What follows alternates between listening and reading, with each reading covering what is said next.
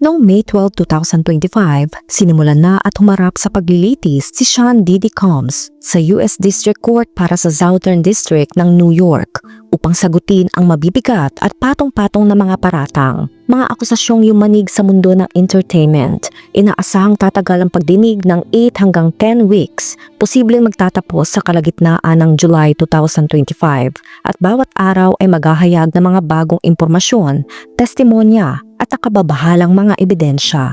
Mula sa mga koneksyon sa mga sikat na personalidad hanggang sa mga lihim na freak party, ang court ay naging entablado para sa isa sa pinakmataas na profile na labanang legal sa kasaysayan ng musika.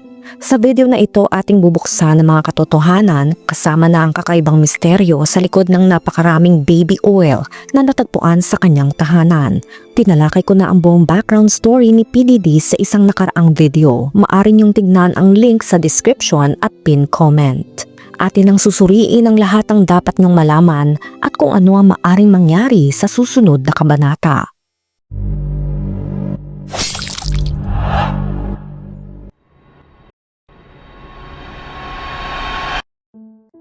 May 12, 2025, opisyal na nagsimula ang mga opening statements sa paglilitis laban kay Sean P. Diddy Combs. Kasama sa mga paratang ang trafficking at racketeering at maaring humantong ito sa habambuhay na pagkakakulong. Nagsimula ang umaga sa pagpili ng mga hurado.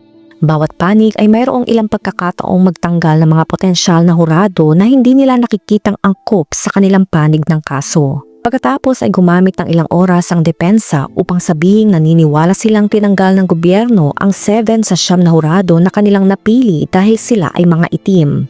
Kinailangan nilang ipaliwanag sa gobyerno ang bawat isang taong nabanggit ang 7 na potensyal na hurado at ipaliwanag kung bakit. At pumanig ang hukom sa gobyerno pagkatapos nila magbigay ng mahahabang paliwanag kung bakit nila tinanggal ang bawat isang tao. Pagkatapos ito, nagsimula na ang mga opening statement. Sa korte nagkaroon ng kaunting linaw kung ano talaga ang magiging itsura ng mga argumentong ito at kung sino mga posibleng biktima ang magsasalita. Umpisan muna natin sa gobyerno. Gumamit sila ng halos 45 minutes na paglalahad ng kanilang opening statement.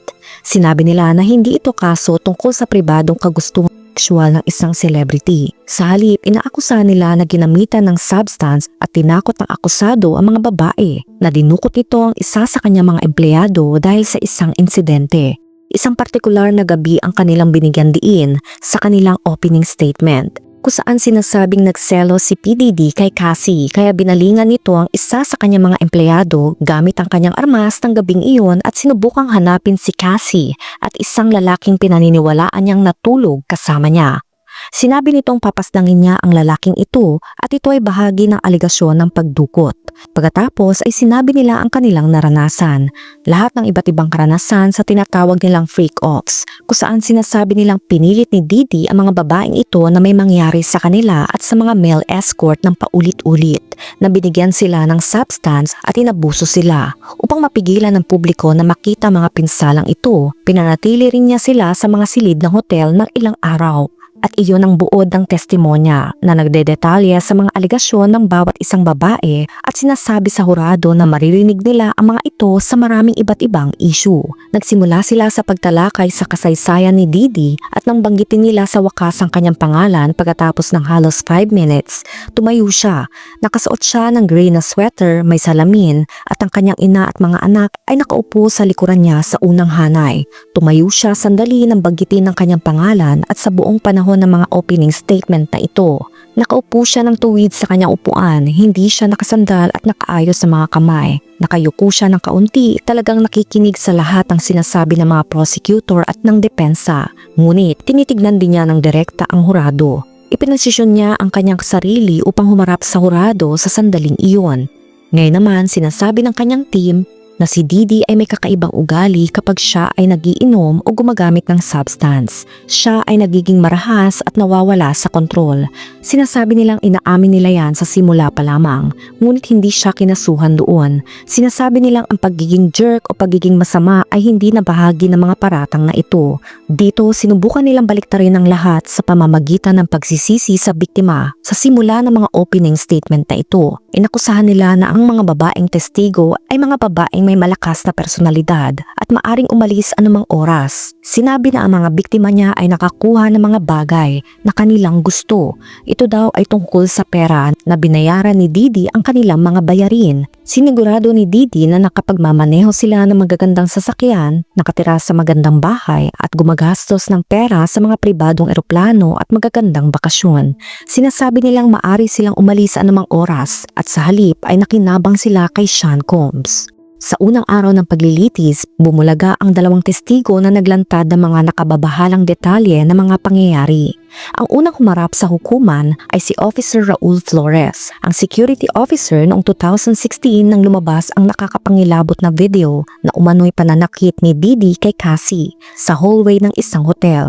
Ipinakita sa hukuman ng video, isang tagpo na puno ng karahasan kung saan makikitang sinaktan ni Didi si Cassie, hinawakan sa leeg at buhok ng paulit-ulit. Sa isang punto, tinungo ni Cassie ang telepono sa lobby ng kanilang ikas-6 na palapag na silid sa hotel at humingi ng tulong. Dumating ang isang security guard at nagawang paghiwalayin ng dalawa. Sinundan sila ng security guard sa hallway patungo sa kanilang silid, kung saan sinabi ni Cassie na gusto na niyang umalis. Ngunit umano'y pinigilan siya ni Didi. Nang buksan ang pinto ng silid ayon sa opisyal, may isa pang lalaking nakaupo roon. Itinanggi ito ng depensa dahil hindi daw ito nakasaad sa orihinal na report ng insidente. Sa loob ng courtroom naroon ng mga anak na babae at ina ni PDD. Hindi inalis ng kanyang ina ang kanyang salamin habang kanyang mga anak na babae ay tila labis na hindi komportable habang paulit-ulit nilang pinapanood ang video mula sa iba't ibang anggulo. Ang isa sa kanyang kambal ay napapakagat-labi habang pinagmamasda ng mga pinagdagagawa umano ng kanyang ama. Si Didi naman ay diretso lamang ang tingin sa screen sa buong panahon ng pagpapakita ng video. Ang sumunod na testigo ay si Daniel Philip, isang male escort na maraming beses na nakasalamuha si Cassie sa loob ng maraming taon. Ayon sa kanya, una siyang tinawag sa isang hotel para makipagkita sa kanila dahil sinabi sa kanya na naroon siya para sa isang bachelor party. Ngunit nang dumating siya, tanging sinang Cassie at PDD lang ang naroon. Sa simula ng kanilang interaksyon, nakatakip ang mukha ni Didi ng bandana, nakasombrero at nakasuot ng puting robe. Gayunpaman, sinabi ni Daniel na agad niya itong nakilala sa pamamagitan ng kanyang boses. Sa loob ng maraming pagkikita, umano'y binayaran siya ng $705 hanggang $6,000, depende sa tagal ng kanyang pananatili, na minsan ay umabot umano ng 10 oras. Sa pamamagitan ng pakikipagtapos kay Cassie, si Didi umano ang nanonood, nagdedirekta at nagbe-video sa iba't ibang bahagi nito. Lahat ito naririnig sa courtroom ng kanyang mga anak na babae. Sa puntong ito, habang sinasabi sa madilim na detalye ang ginagawa umano ni Didi, na pinapahiran niya sina Cassie at Daniel ng baby oil sa isa't isa at umano'y sa isang sulok, hinahawakan din ni Combs ang kanyang sarili. Dito ang kanyang mga anak ay tumayo at lumabas ng ilang sandali. Bumalik sila ngunit ng mas maraming detalye ang ibinunyag, kabilang na ang pagdidirekta umano ni Combs sa male escort na umihi kay Cassie sa muka. Muli silang tumayo at umalis at naghintay na lamang sa hallway. Ngunit ang isang mahalagang bahagi ng testimonya ay ang kanyang direktang pagpapatotoo sa pananakit umano ni Didi kay Cassie sa maraming pagkakataon. Ayon kay Daniel, hinahatak umano ni Combs si Cassie sa buhok, kinakaladkad sa iba't ibang silid at inaatake sa muka. Naririnig umano niya itong humihingi ng tawad, sumisigaw at umiiyak habang nagmamakaawa na itigil na ito. Pagkatapos, lalabas silang muli at inaasahang ipagpapatuloy ang kanilang mga escapade. Ang dahilan umano kung bakit tumigil ang male escort sa pakikipagkita sa kanila ay dahil hindi na niya kayang ipagpatuloy ang ginagawa niya matapos niyang makita ang paraan ng pagtrato ni Didi kay Cassie. Lubhang nakababahala ang pakikinig sa mga detaling ito, ang mga hurado naman ay nanatiling seryoso at walang emosyon sa buong testimonya. Sa isang punto, balik tayo sa security guard. Habang siya ay nagpapatotoo tungkol sa video, sinabi niyang hindi niya nakita ang nangyari hanggang pinanood niya ito muli. Nakarating lamang siya pagkatapos ng nangyaring pag-aaway. Ngunit isa siya sa mga taong umano'y sinuhula ni Sean Combs o ni Didi. Sa witness stand, iniunat niya ang kanyang braso at sinabing inabutan siya ni Didi ng isang tumpok ng pera na may $100 bill sa ibabaw. Ito'y upang mawala ang video. Sinabi niya na hindi niya tinanggap ang pera at tumanggi siya.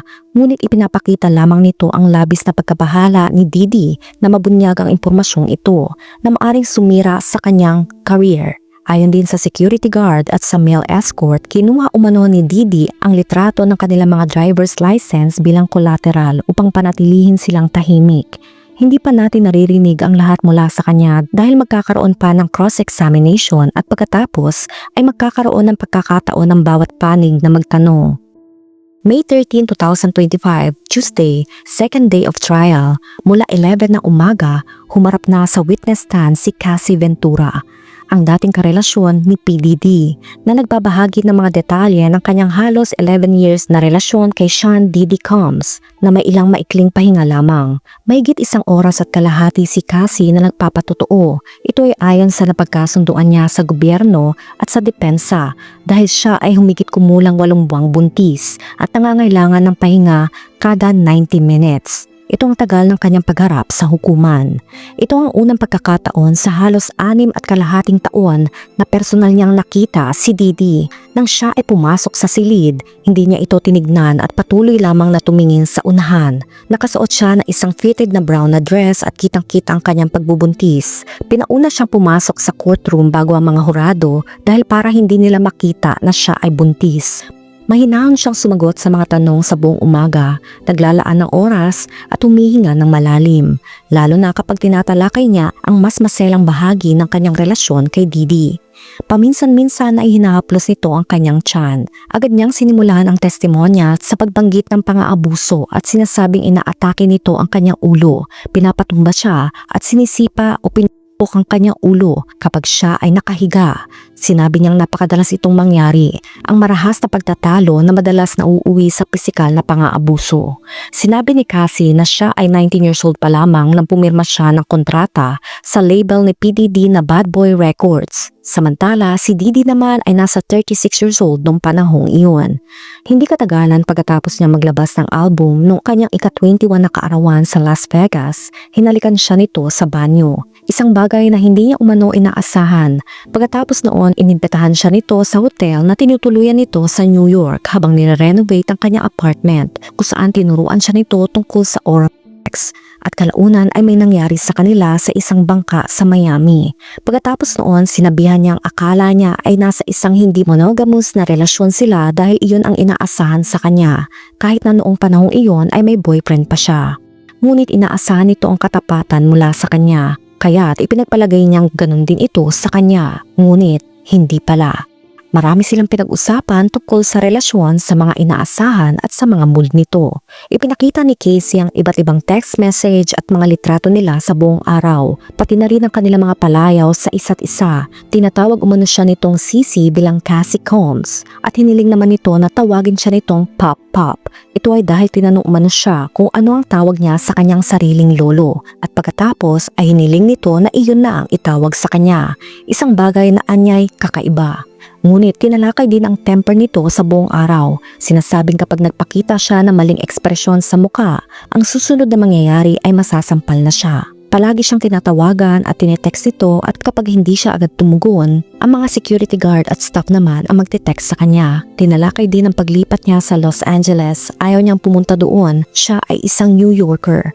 Ngunit gusto niyang mapalapit sa ilan sa kanyang mga anak, kaya sumunod siya rito at doon sila nanirahan ng ilang taon at muli kinokontrol nito kung saan siya nakatira. Binayaran nito ang upa sa halos lahat ng kanyang tinirhan at siniguradong ito ay malapit lamang sa kanya. Isiniwalat ni Cassie na kinontrol ni Didi maging ang kanyang itsura, kabilang na ang pagpipilit sa kanya na magpadagdag ng dibdib at pagbabawal sa kanya sa ilang hairstyle na sinasabi nitong nagmumukha siyang masyadong Mexican. Ayon pa rin sa testimonya ni Cassie, ipinakilala umano siya ni Didi sa kanyang mga freak-offs noong siya ay 22 years old pa lamang. Sinabi niyang madalas siyang nasa ilalim ng impluwensya ng mga substance tulad ng X, MJ at JP upang makilahok sa mga gawaing ito. Anya, hindi ko maisip na gagawin ko ang alinman doon nang walang anumang uri ng panangga o paraan upang hindi maramdaman ang tunay na kalagayan nito, na walang emosyon at may mangyari kasamang isang estranghero na hindi ko gusto. Sinabi niya na ang mga male escort ay madalas na hinahanap sa Craigslist at binabayaran nga ng libu-libong dolyar. Ayon pa kay Cassie, ang mga freak-offs ay madalas tumatagal ng hanggang 4 na araw at minsan pa nga ay mas mahaba. Sinabi niyang pinipilit siyang sumali sa mga ito kahit na siya ay may mens at kapag ayaw niya makilahok sa mga gawain ay nagagalit si Didi. Masyadong madetalye umano si Didi pati sa kung paano iayos sa mga silid kung saan ginaganap ang kanilang mga kakaibang party. Gusto umano ni Didi na kontrolin ang bawat ilaw. Sa simula ay candlelight, pagkatapos ay nagdala ito ng studio lights na nag-iiba-iba ang kulay depende sa mga kantang pinapatugtog. Sinabi niyang idinidikta nito ang bawat isang bagay hanggang sa pinakahuling detalye. Inilarawan ni Cassie ang laki ng pinsalang idinulot nila sa mga silid ng hotel sa iba't ibang bahagi ng Estados Unidos. Anya, nagsisindi sila ng Glade candles. Ngunit napakatapang ng amoy nito. Naglalagay sila ng baby oil sa buong dingding, sa mga doorknob at sa mga kasangkapan. Sa ilang pagkakataon, kinailangan umanong bayaran ni Didi ang pagpapaganda muli ng buong silid ng hotel dahil sa laki ng pinsala.